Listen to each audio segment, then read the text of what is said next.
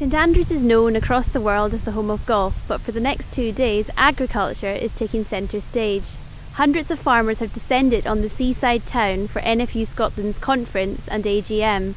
The line-up includes DEFRA First Minister David Heath, Scottish Rural Affairs Secretary Richard Lochhead, and Scotland's First Minister Alex Salmond. Among the topics up for discussion are common agricultural policy reform, the importance of farm assurance in the wake of the horse meat scandal, and the prospect of Scotland becoming an independent nation. Independence is certainly a key issue on people's minds in Scotland. We put your questions to Alex Salmond after his toast to Scottish agriculture.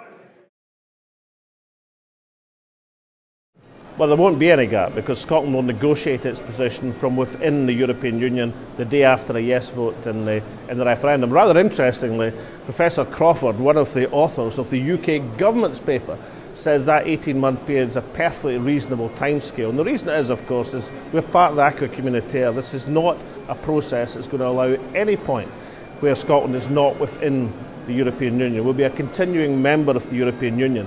But the point is, when Scotland becomes independent, we'll represent ourselves.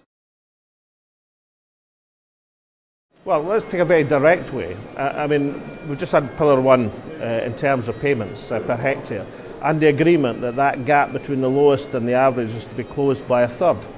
Unfortunately for us now, that's worked out on a UK level, which results in a payment, but not much.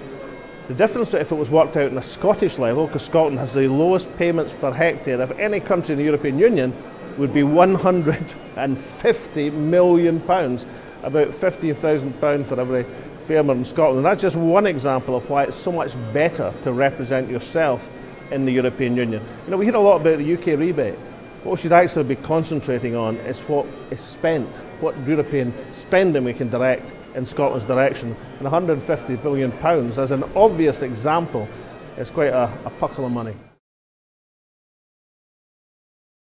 Well, you know, the direction of travel in terms of concentrating on the farm payments as opposed to product payments, I think has been a good one in the European Union, and that's removed many of the old angst from the past of, you know, food mountains and wasted food and all the rest of it. But the plan for Scottish agriculture is a drive to quality, and that's particularly important now when we see all the scares about horse meat and all the rest of it. There should be a continuing drive to quality, the drive that's increased Scottish food exports dramatically over the last 5 years. But well, we should be looking at our own folk and the educational process, which says it's not just safer, it's better, it's cheaper, it's higher quality. You know, if people put their own food on their own plate from sources they can trust, locally produced produce, which actually can contribute to the family meals, as opposed to reliance on processed stuff that everybody's a bit uncertain about. So a drive to quality is the future of Scottish farming, building on the success of the last 5 years and taking it forward. This is Gemma Mackenzie reporting for Farmers Weekly in St Andrews.